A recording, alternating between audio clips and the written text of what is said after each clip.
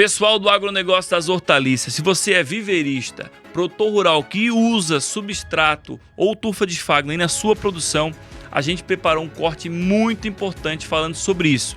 O presente e o futuro do uso de substrato em hortaliças. Cara, tem muito insight importante. Lembrando, o substrato é um dos insumos mais importantes na produção de hortaliça e nesse corte tem muito conteúdo importante falando isso. Lembrando, se inscreve no canal, ativa o sininho para receber as notificações e esteja sempre por dentro de todos os vídeos aqui do canal do Léo Viverista e do AgroConecta Podcast. Bora pro corte. Cara, e a evolução desse mercado? A gente vê coisas do agro, algumas coisas movimentando-se mais rápidas, outras mais demoradas, mais devagar. Mas como é que está a evolução desse setor, desse substrato no Brasil? Como é que é a tua percepção em relação a isso? Eu vejo assim, Léo, se a gente pegar e analisar o mercado substrato como um todo, né, nos últimos 10 anos, basicamente, ou até um pouco mais, a turfa de esfagno ela já é uma realidade no mercado brasileiro, né? Para a maioria dos viveiros, principalmente os viveiros profissionais. Eu acho que assim, antes desse período, antes dos 10 anos, já tinha turfa de esfagno, mas muita mistura, né? Uhum. Eu lembro que em 2015, que a gente começou a trabalhar com esfagno puro, no Brasil, dali em diante, com outra empresa, eu acho que teve uma evolução muito grande, né, no mercado profissional. Da mesma maneira como no passado se utilizava muita casca de pinos, casca de arroz, né, o mercado mudou, hoje profissionalizou, usando muito a turfa de esfagno, mas eu vejo que, assim, hoje é o que a gente tem de matéria-prima mais nobre no mundo, para produção de muda ou para produção final, né, em semi-hidropônico, algo nesse sentido. O que eu vejo que, como evolução, vão vir novas misturas, porque hoje existe uma grande preocupação, né?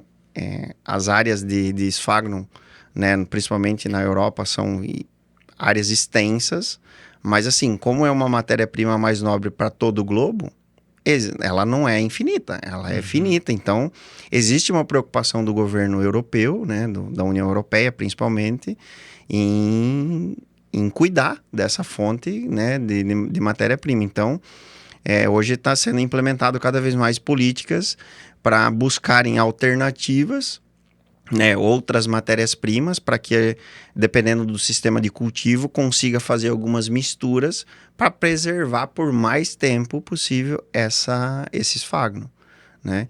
Então, o exemplo que a gente começou a trazer, né, já desde do passado ali, mistura com fibra de madeira, perlita, perlita expandida, né, ou própria fibra de coco também, né, existem algumas formulações de esfagno misturado com fibra de coco, né, e podem vir outras alternativas, né.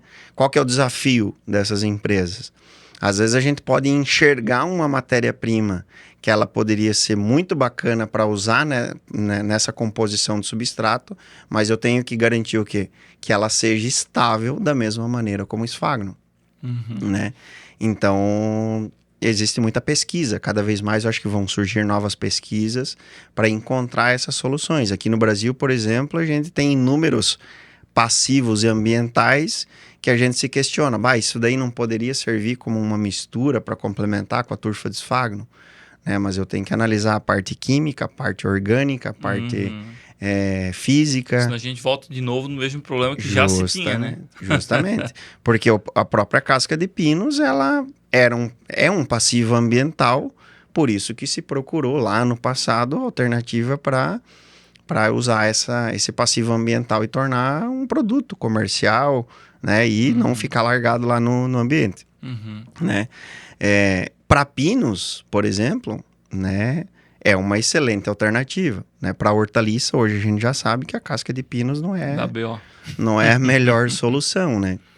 Então, o desafio hoje do mundo como um todo é buscar essas alternativas. Recentemente, eu vi alguma coisa de pesquisa, até algumas empresas fazendo alguns testes, não sei se chegou a fazer alguma coisa lá na usina, mas, por exemplo, usando já alguma coisa de casca de amendoim.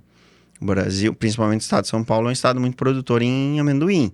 Então, assim, daqui a pouco é uma alternativa, né? E aí vem o desafio. É estável? Não é? Como que é né, a parte orgânica, química, física desse material? Estabilização, né? A safra desse ano, dessa casca de amendoim, ela vai ser de que forma? E no ano que vem? E safra que vem? Né? E assim por diante. Então, são alternativas que vão ter que vir para essas empresas, então, para, né, trazer novas opções. Mas eu acho que a evolução, a curto e médio prazo, eu não vejo outra matéria-prima a não ser continuar a turfa de esfagno, mas vindo essas... Algumas coisas complementares. Isso aí. Eu vejo que principalmente a parte de quando tu falou de variação, né? Porque a turfa, como a gente já falou no primeiro episódio que a gente falou sobre substrato, inclusive eu acho que, até para você que está assistindo, pô, mas parece que estou vindo duplicado, é um déjà vu, mas esse episódio eu acho que ele é um pouco mais pensando de visão de futuro, sabe? O que está acontecendo hoje e pensando no amanhã, no depois de amanhã, o que está acontecendo, o que a gente acha que vai acontecer, para você já estar antenado e estar atrás dessas informações, sabe? E já o outro episódio era mais voltado à institucionalização do substrato, da tufa, o que era. E eu lembro daquele episódio em relação a como a gente falando de como a tufa de esfagno ela é desenvolvida, como ela se forma, que é 1,5 cm por ano, não é? É aproximadamente de 1 a 2 centímetros por ano. Então, aí cresce, recapitulando, cresce o musgo lá, Isso. É musgo, não? É como se fosse da família dos musgos, né? É uma planta que ela tem o hábito de se procriar em um ambiente que uma determinada camada de água, né? Uhum. A raiz dela ela é bem comprida, vamos dizer assim. E aí, assim, no decorrer do verão, ela cresce, chega no inverno rigoroso lá dos países bálticos, vem a neve, mata ela se decompõe. E aquilo ali vai formando essas... de novo. Isso aí. E tem camas de metros e metros de altura desse material, que são a parte da que é minerada, vamos botar assim, né? Entre aspas, as tufas. Isso. Então, e olha a diferença disso, que forma 1 centímetro, 1,5 centímetro por ano, a um amendoim, que é uma coisa que dá uma safra de um jeito, uma safra de outro. Ou a fibra de coco, que agora tem muito, daqui a pouco tem menos, e sabe,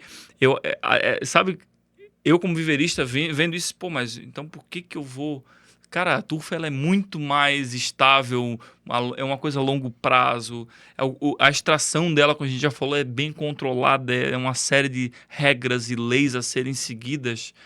Então, eu realmente concordo, assim, 100% que, por mais que tenha algumas variações, algumas coisas, assim como tem a fibra de madeira, que foi botado junto, eu acho que enquanto tiver turfa, a gente tem que levantar a mão pro céu, eu acho. Sem dúvida. E falando um pouco sobre o que também que eu acabei esquecendo aqui com relação à evolução que a gente vem falando, eu acho que assim, cada vez mais estão vindo novas tecnologias com relação à parte de fertilizantes, nutrientes para as plantas, né? Então hoje já é normal muitos clientes pedirem uma adubação com liberação controlada, né? Então, assim, lá na formulação na fábrica, você já colocar lá um determinado nutriente com liberação controlada, então você vai reduzir fertirrigação aqui e tudo mais, mas é um benefício. Há clientes que gostem, há outros que não gostam, porque você quer ter um controle do que você vai aplicar, né? Mas é uma janela que se abre, né? Então, tudo isso daí dá para ser trabalhado aí, né? Em termos disso daí. Mas o ponto-chave do tema, do último tópico que a gente está colocando aqui, eu acho que assim, não é indiscutível, né? Você olhar para uma turfeira que ela demorou ali aproximadamente 2.000 anos para você começar a explorar essa turfa. Não tem como você não imaginar que aquilo ali está estável. Sim. Comparado com uma casca de pinos que de repente ficou 1 ano decomposta, ou qualquer outra matéria-prima que eu procurei fazer a melhor decomposição possível ali. Tem muitas variantes, né? Muitas. Justamente. Né?